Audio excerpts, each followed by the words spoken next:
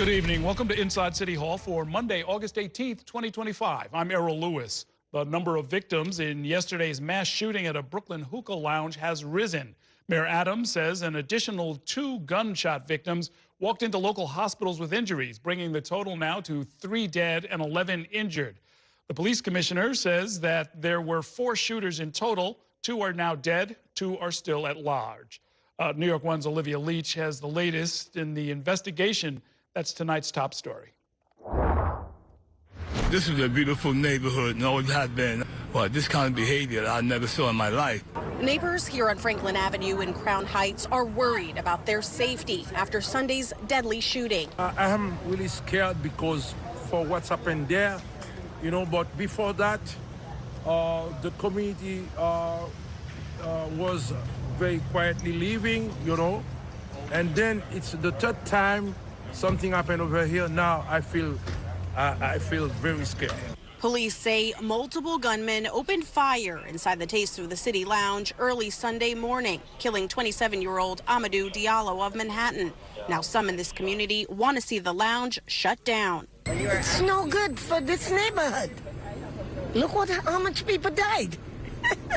It's terrible. In a press conference Monday, Police Commissioner Jessica Tisch said that 2 of the 4 shooters were killed in the gunfire. Marvin St. Louis, a 19-year-old from Brooklyn, and Jamel Childs, a 35-year-old from Brooklyn. Surveillance video shows Childs and St. Louis speaking inside the lounge before the shooting began. Childs had 8 prior arrests and was listed as a member of the Folk Nation, a violent group that police say is responsible for at least half a dozen other shootings this year alone. This horrific shooting really reinforces our commitment and dedication to removing illegal guns off our streets. Multiple violence prevention groups have gathered on this block to provide support for community members. So when a shooting happens, we want to activate. We want to ensure community members receive the social, emotional support that they need after the incident.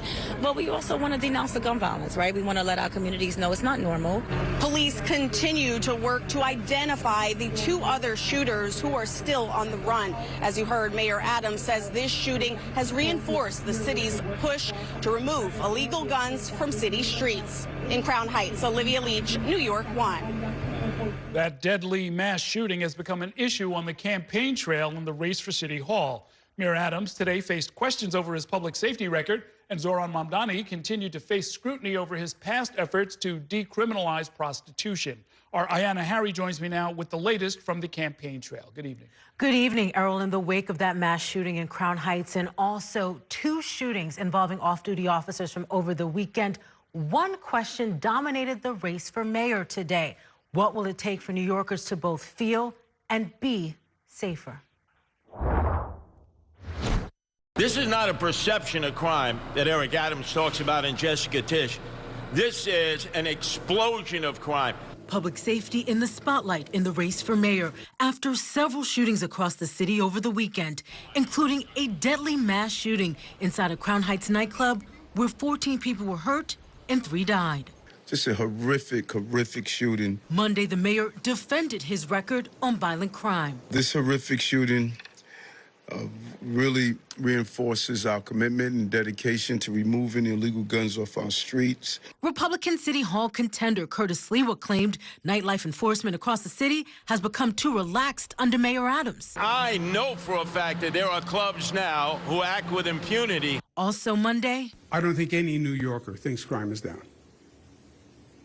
Period. Former Governor Andrew Cuomo visited Roosevelt Avenue in Queens, where there have been consistent community complaints over illegal brothels and prostitution.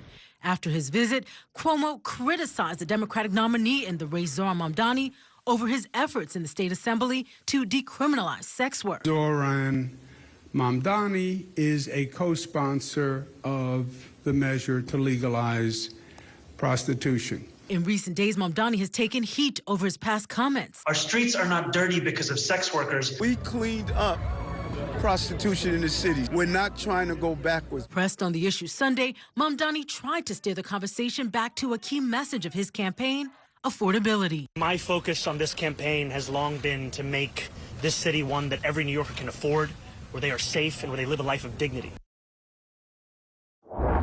And And on that conversation about the decriminalization of sex work, I will note that most prosecutors across the city are really no longer choosing to prosecute or go after people for prostitution cases. Instead, they are more focused on people who are engaged in sex trafficking, Errol. Yeah, when it comes to this question about what to do, it seems like a pretty involved one, that it's not just about decriminalizing or criminalizing this particular activity, right? Yes, but it's also a question about relevance. So in other parts of the state, we may see prosecutors typically charge people with prostitution, but that really, for the most part, doesn't happen in New York City. The NYPD, they're not making those arrests. Prosecutors, if those arrests do come across their desk, they're not even pursuing them. They're not focused on that individual person. They're really focused on the larger systems, people who may be exploiting that person. And I did ask Andrew Cuomo about this. Is it, a relevant conversation when these crimes aren't even being prosecuted in New York City right now? Sure. But he said that this is really about a larger problem, and if you decriminalize it, that is basically sending a message that this is okay. Yeah, but I mean, even as it's criminalized, we've done I don't know how many stories about what's going on Roosevelt Avenue and some other places, right? So, apparently whatever we're doing doesn't seem to be working. Right, and so Andrew Cuomo is making the argument that if we do even less, if we take away what laws are on the books, that things will become even more lawless. I think the point that Zohran Mamdani is trying to say is that we should not be focused on prosecuting the people who are engaged in the sex work, but rather some of the institutions, the organizations, criminal organizations that might be putting them in a tough situation. Okay, thanks very much, Ayanna. Meanwhile, Mayor Adams is suing the city's campaign finance board once again in an attempt to unlock nearly $5 million in matching funds. The move comes as the mayor seeks to gain a financial boost in his uphill re-election bid. Our Kelly Mena joins me now with that part of our story. Good evening, Kelly. Good evening, Errol. And as many know in the city, to run a competitive citywide campaign, you need a war chest, something that has eluded the mayor in his re-election bid. Earlier today, the mayor's campaign, alongside other donors to his campaign, has sued the city's campaign finance board. The lawsuit looks to unlock nearly $5 million in matching funds that the mayor has been denied since November of 2024. The filing comes after the board earlier this month again denied the mayor those matching funds, citing a lack of documentation and violation of the law with respect to a lack of information. The Adams campaign in their filing alleges that they have complied with all the documentation requests, albeit a little bit later than usual, and that they've given up all the documentation related to any donations to this year's 2025 campaign. The filing also says that the CFB's efforts are arbitrary, capricious, and unconstitutional. The filing goes on to call the board's actions deplorable and anti-democratic. This lawsuit in particular relies on a previous ruling where a federal judge, despite dismissing the mayor's previous case to unlock multi-millions of dollars for the campaign, this federal judge said the board couldn't deny the campaign funds solely on the basis of the now dismissed federal indictment. The mayor believes this is new ammo in his bid to get those funds unlocked. Let's listen in to what he had to say earlier. There were some specific things that came out of that court proceedings that we believe CFB is going against what came out of the court proceedings. That's why we want to go back, because it did go well the first time. And the attorneys are handling that. I'm still campaigning and doing what I have to do. New York One reached out to the board. They declined to comment. The next filing deadline to getting matching funds is August 22nd. The next time the board will meet to approve new matching funds will be the 28th of this month, Errol. So now we don't want to mix and match or conflate two different things. I mean, what the court has said and what the campaign finance board has said is that there's this federal case, which is now dismissed, that had evidence of criminality, and that was one basis for them denying the funds. But then the other basis is the one that they give out, to 90% of the candidates, which is, if you don't give us the paperwork, we're not going to give you the money. Right. That's exactly right. And they're pushing back against this, that they've given up all the documentation that they can. They said any outstanding documentation, which is interesting, related to that now dismissed federal indictment, they aren't able to turn over because of laws governing that documentation. So we'll have to see how this goes. The previous case was actually dismissed within weeks of filing. So if that's any indication of whether the mayor will be successful a second time, it doesn't look so good for him. Again, Errol, this is a significant amount of money that the mayor is relying on. I've asked him multiple times, why not take a different route? He does have a super PAC, actually multiple super PACs related to his campaign route. He could take, like Andrew Cuomo did in the primary, and kind of circumvent the campaign finance matching funds program, but he refuses to do that on the basis that he is owed this money, basically. Well, yeah, I mean, of course, the problem with the outside groups is that you can't coordinate with them. You can't really even talk to them. So you hope that they'll do a good job on your behalf. I guess that's what the mayor is going to rely on now? Yeah, he's going to have to, because this is denial. We're almost up to double digits on denials from the Campaign Finance Board. It doesn't look like they're going to unlock these funds short of a court order, and that doesn't look like that's a viable path for the mayor at this moment. Didn't some people go to jail? I mean, some people pleaded guilty around I just the wrote a note to myself about that. In fact, on Friday, we saw a Turkish-American businessman accept a guilty plea, and he's going to spend some time on probation. He was able to avoid going to prison, but he is facing real legal consequences. Mohammed Bahi, the former mayor, liaison for the mayor's office in the Muslim community, he also accepted a guilty plea. So there are people who are facing real consequences for participating in straw donor schemes to help promote the mayor's 2021 campaign. I mean, these are people who stood up under oath in open court and said, I set this thing up. I knew I was going to go and put in straw donors, which is a violation of the law. Now, I mean, that doesn't necessarily mean the campaign knew something about it, but it does suggest that there were problems here. Yeah, and I should note that Mohammed Bahi specifically last week, when he was pleading guilty to this scheme, said that it was a volunteer, unnamed volunteer from the mayor's campaign that specifically directed him to how to operate and organize this scheme so that he could get those matching funds. Oh, that's not good. Thanks very much, Kelly. Thank you, Ayanna. We're going to take a break now. When we come back, we'll bring you a report from Washington, D.C., where President Trump met with Ukrainian President Volodymyr Zelensky and European leaders about how to end Russia's war against Ukraine. Later on tonight, I'll be joined by Michael Waldman from the Brennan Center for Justice to talk about Trump's plans to eliminate voting by mail ahead of next year's midterms. Stay with us.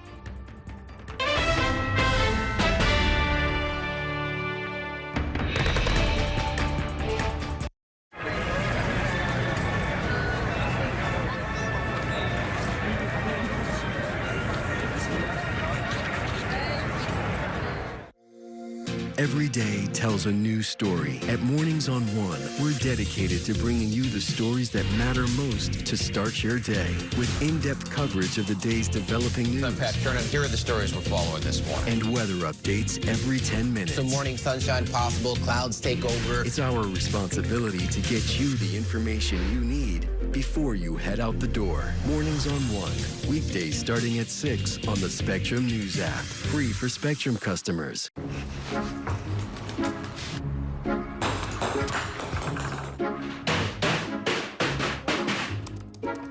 What do we have going on here? Well, I heard you guys talking about online threats, so I built an internet for it. We have Spectrum, so our internet blocks threats automatically. Oh. But the internet is full of trolls, so you keep a lookout. On it. If it's connected, it's protected. Spectrum Internet with advanced Wi-Fi. I'm Sandra, this is Jorge, and we were adopted in 2019. I remember when they first came to us, Michael was already a teenager. The whole cliche of they're so lucky to have you guys, and it's the other way around. They have changed our family for the better. They chose to love us. They didn't have to. They chose us. Family. Learn about adopting a teen from foster care. You can't imagine the reward. Visit adoptuskids.org. And that's a look at some of what's in the papers this morning. You're done with the sports section. Today's story is about the latest chapter for a beloved local business. It's a beautiful day with temperatures in the 60s, but showers are expected in the next hour. In a city that's always on the go, it's important to stop to hear the stories that connect us. The news that matters to New Yorkers. That's what brings us together. That's Mornings on One. Weekdays starting at 6. Exclusively on Spectrum.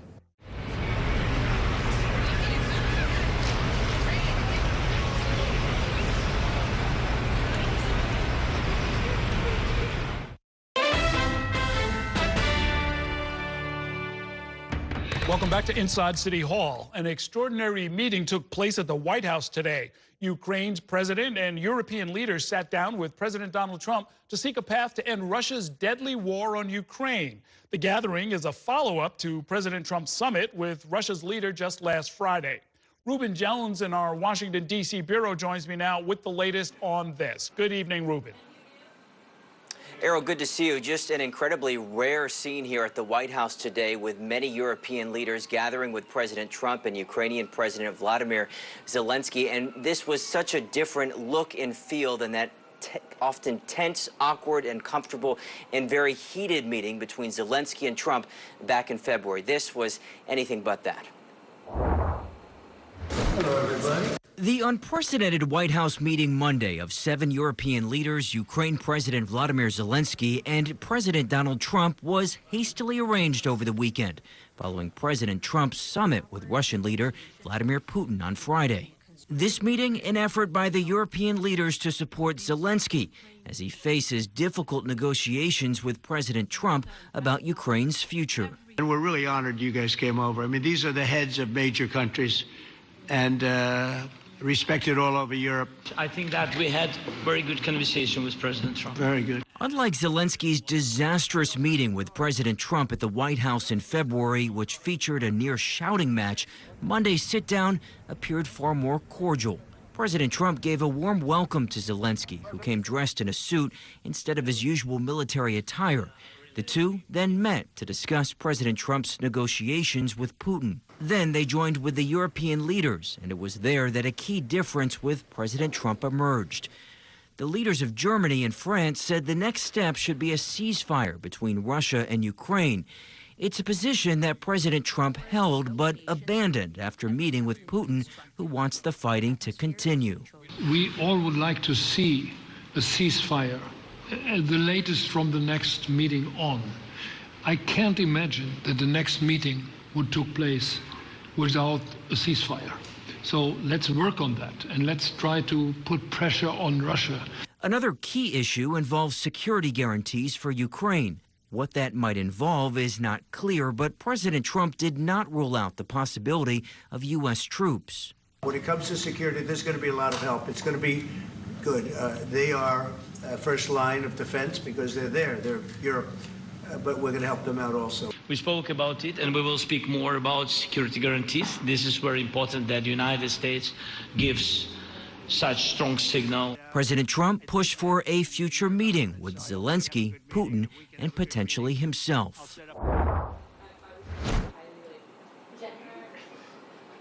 And Errol, after the meeting, President Trump said he spoke by phone with Putin and talked about arrangements for a potential meeting between Putin and Zelensky. Following that potential meeting, Trump said that there would be a meeting between Zelensky, Putin, and himself. We'll wait to be seen.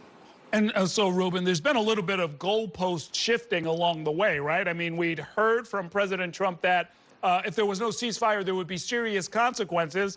There's no ceasefire, there's no consequences, and in fact, the president today sort of said that there doesn't need to be a ceasefire. Yeah, I mean, that's the question of a ceasefire is really the point there, Errol. And we did not hear from the president after the meeting today about whether there was any discussion of whether a ceasefire needs to be reached. And that is so crucial here because the concern from some is that the president is siding with what the Russian president would like, which is not for the fighting to end. And instead, that President Trump wants to wait out for a peace deal, which is sort of TBD right now. So, yes, that question of a ceasefire is very much in question here, and that will likely be a point of debate if this meeting between Zelensky and Putin ever does happen. Okay, thanks very much, Ruben. We are going to take a break now, and when we come back, the long-awaited expansion of the 2nd Avenue subway is finally moving ahead. We'll bring you those details in 2 minutes. Stay with us.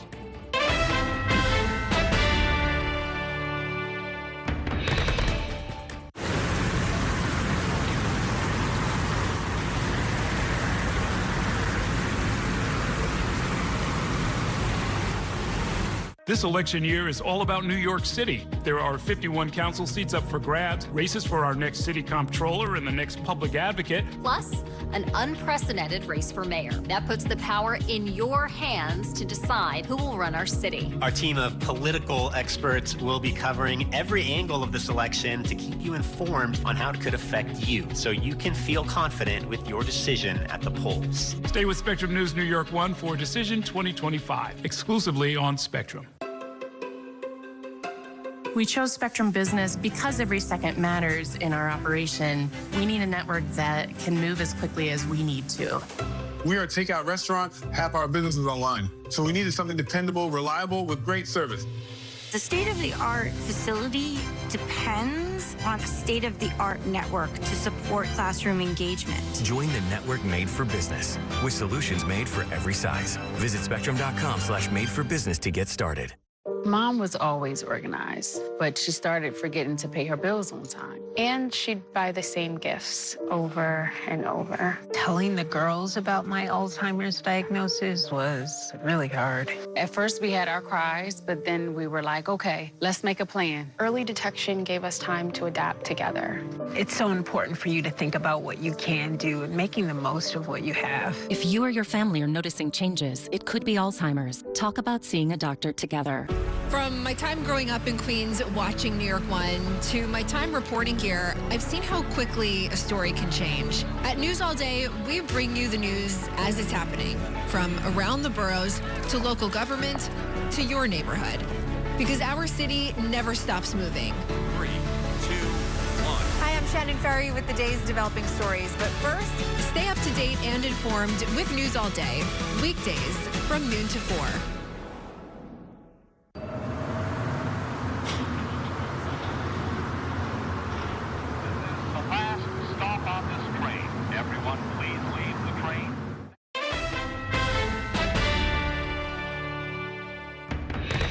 Welcome back to Inside City Hall. Decades after the ground was first broken on the 2nd Avenue subway, the MTA is finally getting started on an extension that will stretch the line to 125th Street in East Harlem. The MTA board approved the contract to start the work, saying that it will be cheaper than the first phase. New York 1 Transit reporter Samantha Liebman has more in this report. And we have the 2nd Avenue subway tunnel boring contract. With that, the MTA board approved the $1.9 billion contract for a new phase of the 2nd Avenue subway. The contract was awarded to Connect Plus partners to bore the new tunnel leading up to 125th Street and construct the space for the 116th Street station. This is long overdue. So I think this, for the people of East Harlem, the time of promises is over. The approval will start the building of a tunnel boring machine that will reduce the amount of labor by 40%, $100 million in savings when it's dropped into the ground in 2027. It will bore 8,400 feet of tunnel from 120th Street to 125th and Park, with trailing tracks to Malcolm X Boulevard at a rate of about 35 to 40 feet a day. The MTA will use pre-existing tunnels from when the project started in 1972, which will help bring down the overall cost over Phase 1 by 10%. East Harlem residents remember the first groundbreaking. The project stalled by the city's financial crisis of the 1970s. It's about time. We used to play down there when they had stopped the construction. A whole bunch of us went down there and played. It was just like a whole new thing down there. There should be a hole here somewhere. They started moving up, too. It would have been nice if they had it when we were still working. The MTA promises this will be delivered on time and budget by 2032, setting deadlines for the contractor and penalties if milestones aren't met. You know, you ain't seen nothing yet about how this project can move much more quickly and deliver for a ton of people who are way overdue to get mass transit access. 110,000 more riders a day. The nearly $8 billion project, partly funded by congestion pricing. While the first phase was criticized for being too expensive, officials say this phase is on par with other similar projects. The right way to measure the value for a project like this is cost per average daily rider, where this project, as you can see, is the most cost-effective mega project in the United States and ranks in line or ahead of major world investments. And there could even be a third phase of the 2nd Avenue subway after this segment enters service in 2032. There is a feasibility study underway to see about extending the Q train all the way to the west side. In East Harlem, Samantha Liebman, New York 1. It is time for a break. Coming up, President Trump is vowing to lead a movement to eliminate mail-in ballots. I'll talk it over with an expert from the Brennan Center for Justice who says that the move is illegal and unconstitutional. Stay with us.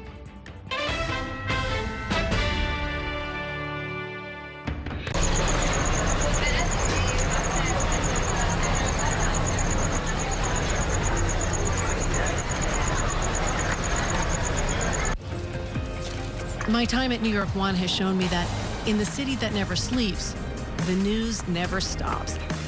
So as the day winds down, turn to the rush hour. Good afternoon, I'm Monica Kirkland. To catch up on the stories that matter across the 5 boroughs, with in-depth interviews from the city's newsmakers, plus the latest forecast. Catching you up with today, preparing you for tomorrow. Right here on the Rush Hour. Weekdays from 4 to 7 p.m. Are you ready for the ultimate entertainment experience? Spectrum is bringing together the streaming apps you love. Plus, live TV for sports, entertainment, and news. All in one place, across your devices. So no matter when or where you are, it's all here. Spectrum. I'm Chris Jakimick. I served in the United States Air Force and I deployed 3 times. So in 2017, I was serving as an Air Force First Sergeant. Our motto in that role is my job is people, everyone is my business. But unfortunately in that year, I would lose my own brother, Lance Corporal Adam Jakimick, to suicide. The majority of veteran suicides are from guns. I store my weapons securely, not only for myself, but for my family. My service never stops. At Spectrum Noticias, we recognize that our New York City community is vibrant and diverse. Spectrum Noticias delivers balanced coverage of the stories that matter in our communities and across the country. Our journalists are based in the neighborhoods we cover, ensuring you get in-depth reporting on what's happening in the places we call home. So join us at Spectrum Noticias. We're always on, always there for you. Now available on your TV. Check your local listings. Also available on the Spectrum News app.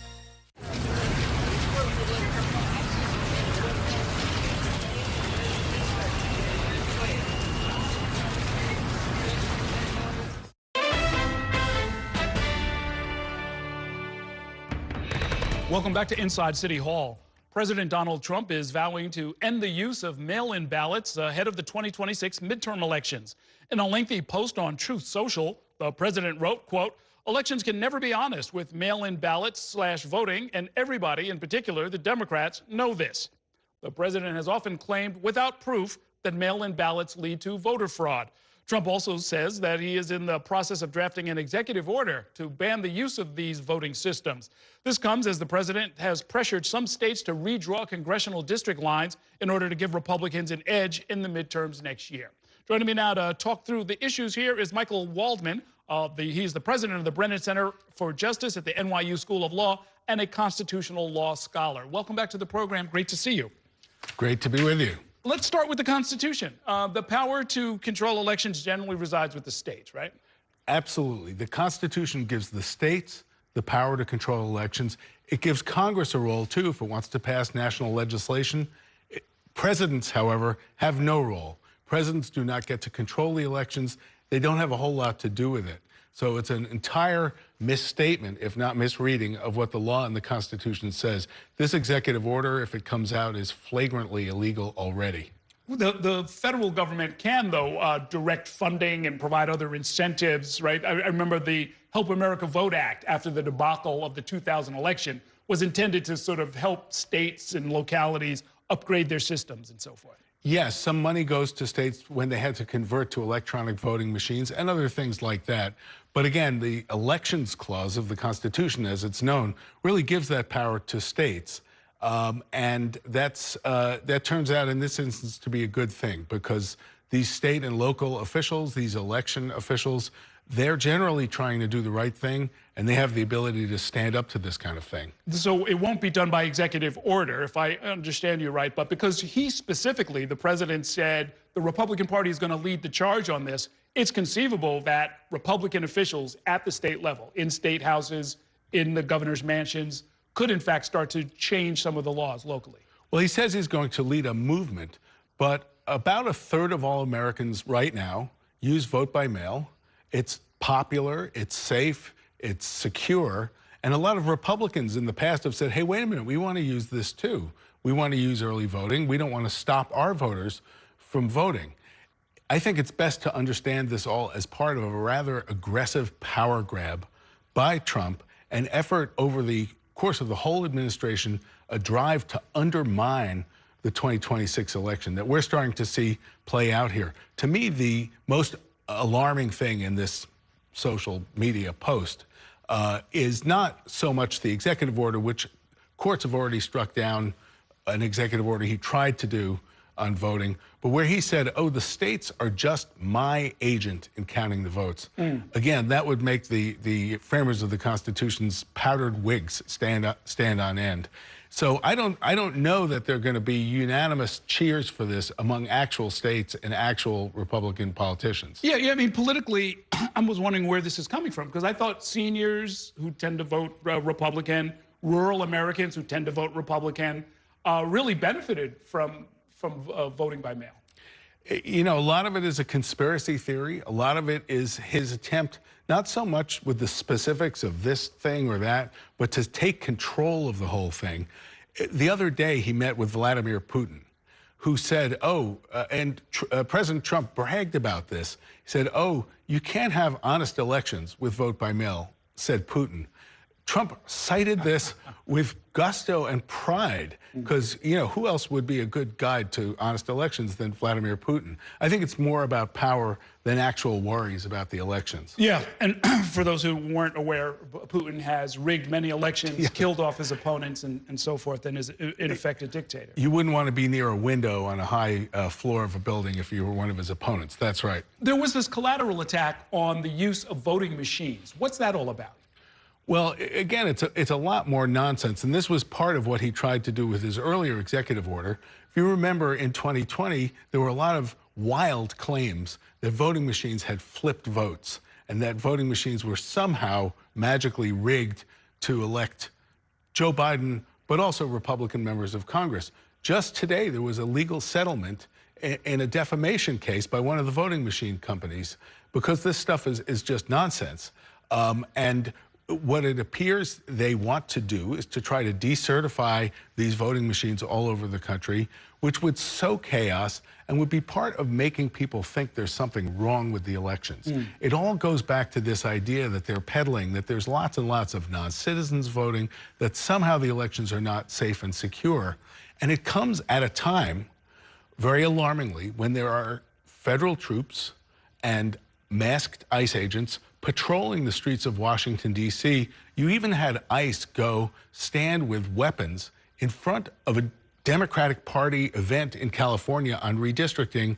They said it was just a coincidence, but as Governor Newsom said, it was not likely to have been a coincidence. It was a political police force trying to intimidate.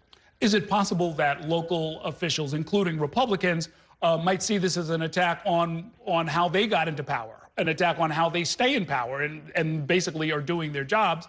If I'm a state senator, for example, in a Republican state, I've got to be thinking, I don't want to start changing this stuff around. This is how I make a living. Well, you know, you notice that the claims of fraud and rigged elections went away as soon as Trump actually did win this last election. I thought it had sort of receded quite a bit.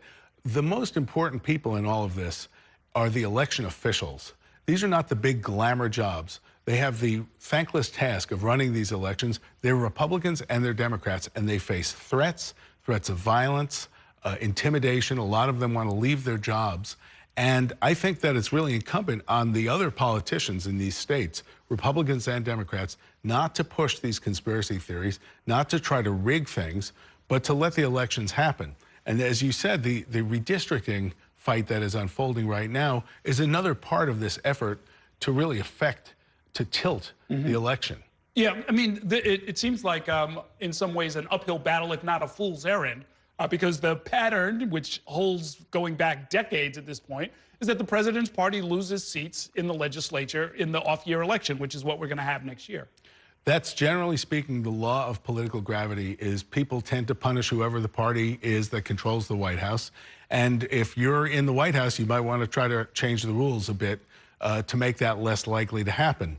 We don't know what is going to be the case with the economy and other things, but that is the likely outcome just based on history. And so that, of course, makes the stakes even higher. Your organization often files amicus briefs when these kind of things end up in the courts. Are you thinking, or have you sort of identified kind of a red line, which once that's crossed, you and your team are going to jump into it? We expect at the Brennan Center to be very involved in the fight to protect free and fair elections in 2026. We actually filed a case against Trump's last executive order.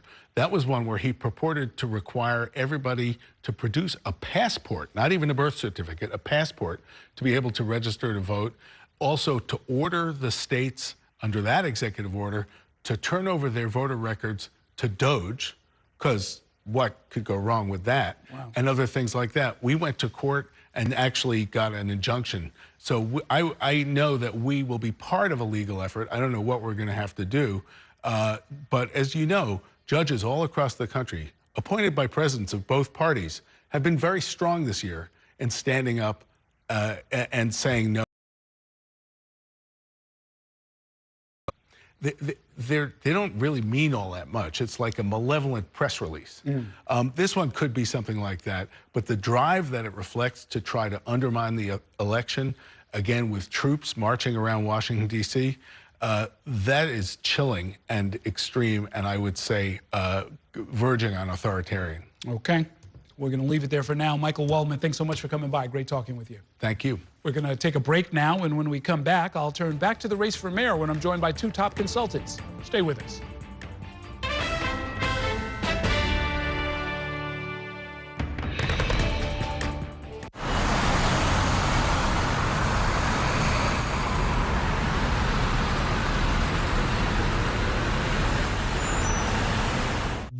If it's the theater you love, then we've got just the ticket.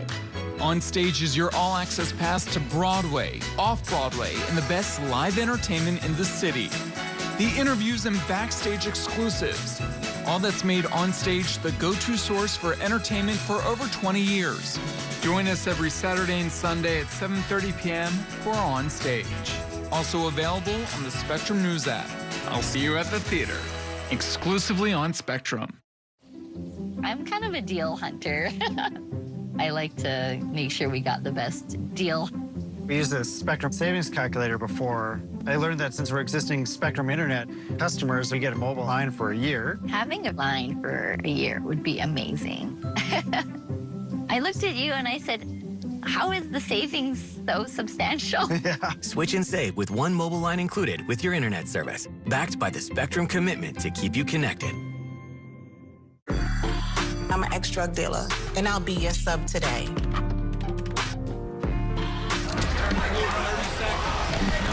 2 milligrams of fentanyl can be lethal. A lethal dose is in here. Who gets it, I won't know. It's cheap, it's potent, and it's profitable. The sad reality is fentanyl is being mixed into everything now. More kitchen now. My father was a New York City firefighter. My mission, like his, is to serve New Yorkers in a city that doesn't stop when the sun goes down. Being with New York One since the beginning, I'm now honored to join you even earlier each weeknight. Starting at 8 with New York Tonight, we'll explore the latest news developments, followed by New York One at 10 to wrap up your day. So join me each weeknight starting at 8 right here on New York One.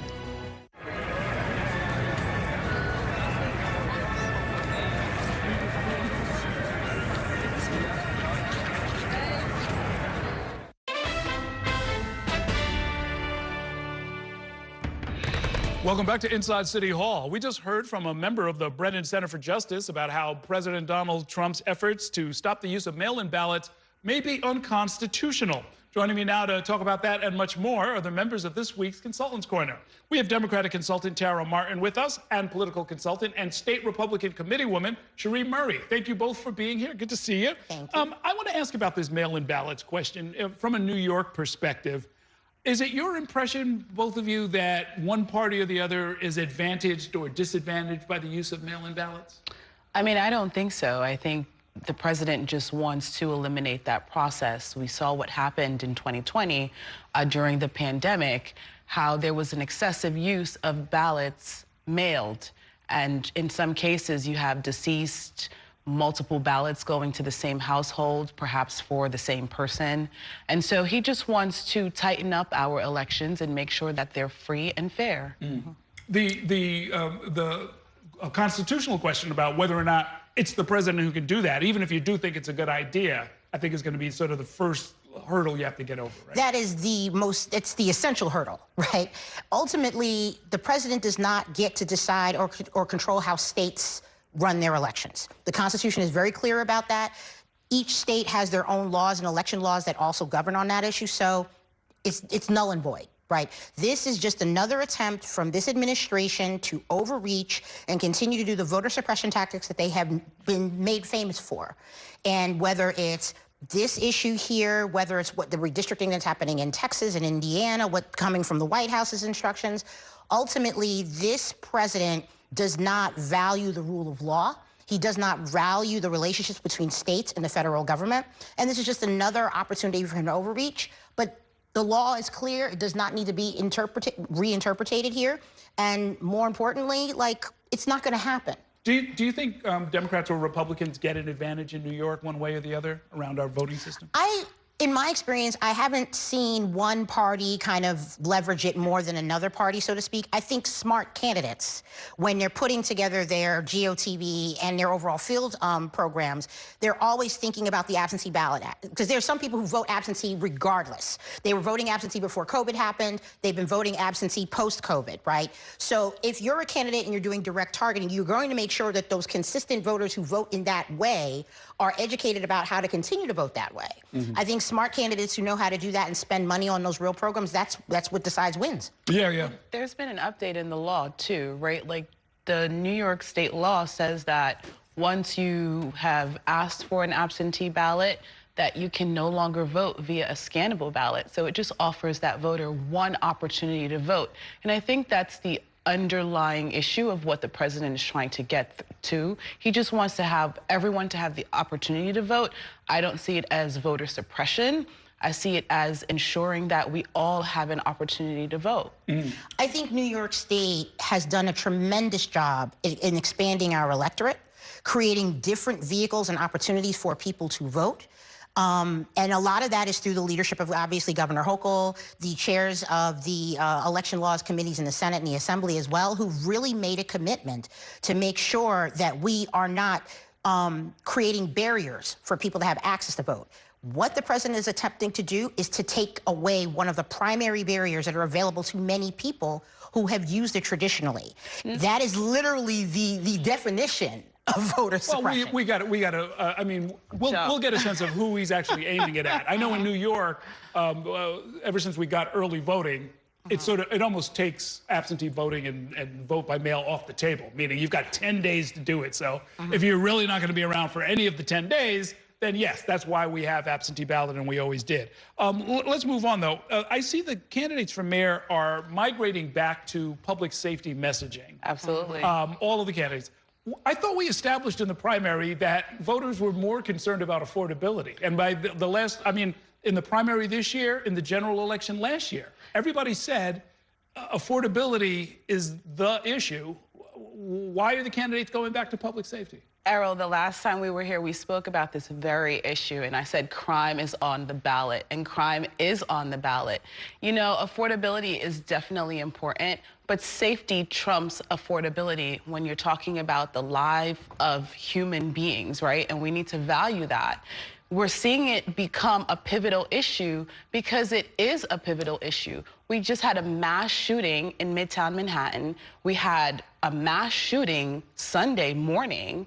And so it's taking the lives of New Yorkers. And I think crime is a pivotal issue on where people want to understand who's going to keep us safe and who's the best candidate to do that. So when the NYPD and the mayor say, you know, and let's assume their numbers are credible, that, you know, serious crime is down by like 29%, that it's really sort of plunging, and we were already trending back in the right direction toward the historic lows of 2018, that doesn't mean anything? It's like, is it just the anecdotes, or? It means a lot, but you have these little pockets where we have, like I just explained, these mass shootings, right? And whether it's stabbings, we were just talking about killings on the Eastern Parkway with the Labor Day parade. It's an issue for New Yorkers to understand who is going to keep us safe. That's one of the reasons why Eric Adams won in the last election. So I would fundamentally disagree. I think, first off, voters were not single issue in the primary. Yes, affordability was a large conversation, but there were people who came out and voted because they cared about public safety in their communities, right? You had some folks who ended up not voting for the Democratic nominee because they cared so much about public safety, and they were very concerned about some of the rhetoric that has come out of that campaign around policing and community policing in general, right? That's number one. Number two, I think New Yorkers are sick of the rhetoric, because there's a difference between what the data shows people versus what people feel in their communities every single day. People are afraid to get on the subways. People are afraid to go on buses. People are afraid to go just walk down the streets of the bodega to the corner store without getting shot. In the end, you know, the data, and I applaud the work of the NYPD and the commissioner's office, because they're doing the best that they possibly can, but there is a real feel on the streets every single day where people do not feel safe. And ultimately, these candidates, this is a conversation actually that's more about the candidates versus their vision of what public safety should be. You know, Assemblyman Mamdani's vision is really rooted in a community-based, progressive-leaning vision of public safety versus the centrist law and order types that we're seeing with Cuomo and with the mayor currently. Voters have to decide which vision is actually real and which vision is actually going to make us feel safe and secure in our communities. Okay, we've got more to say on this and much more. We're going to take a short break, though. We'll be back with these consultants in 2 minutes. Stay with us.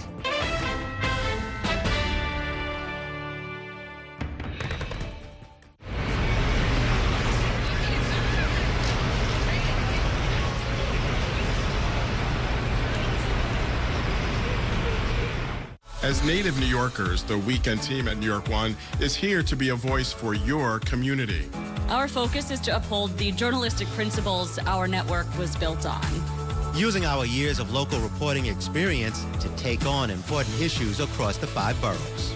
Morning, noon, or night, it's in-depth coverage that prepares you for the week ahead. Spectrum News New York One, weekends, starting Saturdays at 7 a.m. Available on all your devices exclusively on Spectrum.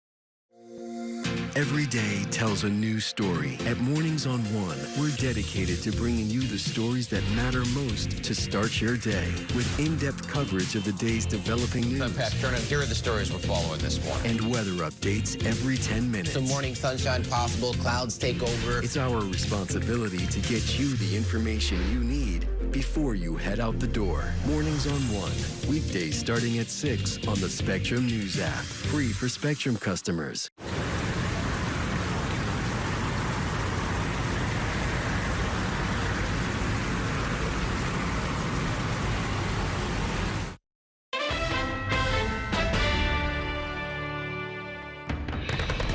Welcome back to Inside City Hall, where I'm once again joined by this week's Consultants Corner. We have Democratic consultant Tara Martin and political consultant Cherie Murray.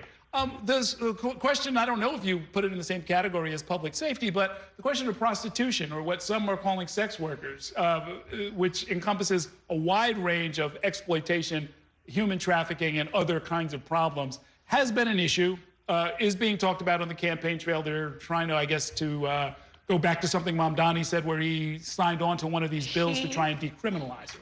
He sponsored or co-sponsored legislation in the Assembly to decriminalize sex work. And so that is definitely an issue that's coming to the forefront. I think Cuomo is doing a really good job of trolling Mamdani and really peeling back the layers of what he's all about.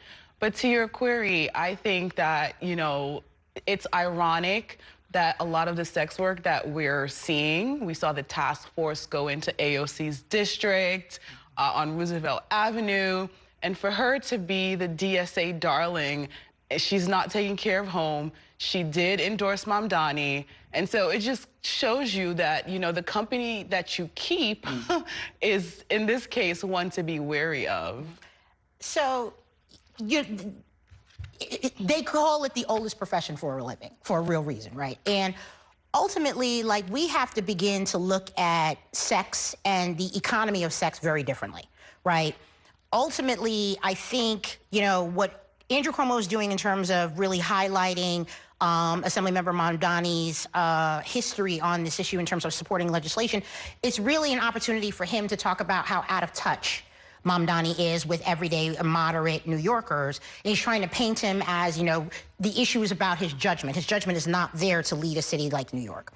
In the end, prostitution is not going away. We have to do something that is going to keep sex workers safe, healthy, and making sure that they're not being exploited. And the legislation that the Assembly member has, I think he co-sponsored the bill, not necessarily sponsored it, but the bill itself does exactly those things. That's why there's a difference between decriminalizing sex work versus legalizing sex work. And even the Assembly member has not said he's gone all the way to support legalization.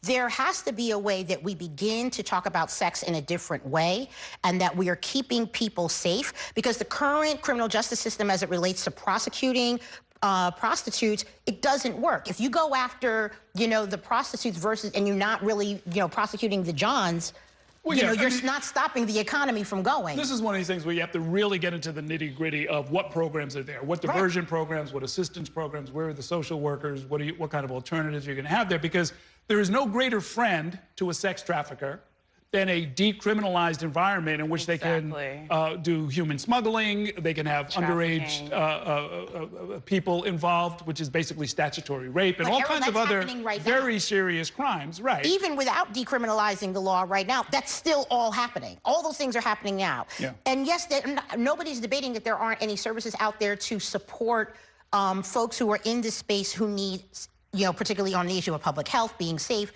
Right now, it's about how do we prosecute folks who are participating in sex work. And the way the law is currently written, they throw the book at you know, these prostitutes, whether they're young people, women, people who have been abused, and they are letting Johns just skate. And there's something wrong with that. There's something inherently wrong with that system. And I think what this bill does is to fix that problem. It is not creating this space where, you know, there's going to be rampant prostitution happening in front of schools, you know, with kids and stuff. I think what the that of course is what we have right now on Roosevelt Avenue. I don't know how many task forces they've sent there, and there's still people trying to, you know, go out and have a meal with their spouse, and they're getting solicited and all kinds of other nonsense. When I ran the Assembly campaign last year, we got emails on top of emails on top of emails saying that there is prostitution happening right at this particular home, with the names of the people, with information about the comings and goings. And so, you know, it is a quality of life issue, and quite frankly, New Yorkers are fed up with that issue. Yeah, that's the way I've almost never heard it talked about, but that's kind of the framework in which a lot of people feel like the issue is being sort of mishandled by this political campaign. I still think it's a proxy issue that, you know, the law and order types are utilizing to go after, you know, Assemblymember Mondani to question his judgment. And whether it lands, I think voters, like the masses of voters, that is not their signature issue. We just had this conversation before the break. It's about affordability, it's about public safety, it's about housing, period. It's also about experience too, right? Like, he's a 33-year-old, he's leading the Democratic PAC, but he's not experienced. Well, he has a staff of about 7. He certainly hasn't seen the many segments that this show and others have done, looking at this very issue. The same blocks, the same neighborhoods, the same issues, and it almost never it's actually really funny. The same people who supported President Obama in 2008 are now using this argument to say that this guy, that he's not experienced, he's too young. Stop, right? Stop. I think ultimately, look, he is the Democratic nominee. He earned that spot. Right? Will he be ready on day one to walk into City Hall? I'm sorry. Well, he won it. Yeah, exactly. Like, he got the Muslim vote, he got the Asian vote, he did not get the black vote, he did not get the Jewish vote, he did not get the moderate vote, and he won in a primary. Now we have 4 to 5 candidates that are running in the general election. But you know what vote that he did get? I'm sorry, just... Sure. The vote is going to be split. And if we're looking at numbers, and I've said this before and I'll say it again, either someone needs to drop out of the race so that we can have, you know, a face-off between maybe 1 or 2 candidates, or we look at the numbers from the past election cycle and we know where we stand there. But let's be clear, if we looked at the numbers from the past election cycle, Mamdani would not be the nominee. No, I'm talking about in a general. I'm not taking advice from pollsters who consistently get it wrong all the time. The only vote that matters is what happens in November. He changed and is expanding. He's expanded the electorate, and we'll see if that works for him. But it seems like it always has, and I think people just need to give these brothers some credit. It already has worked for him. It will continue to work for him. I think people just need to understand. A prediction from the Democratic consultant that the Democrat will win. That is true. That's going to be the last word, though. Thanks so much for coming by. Great talking with you. That's going to do it for tonight's show. Thanks so much for watching, and have a great evening. We'll see you next time inside City Hall.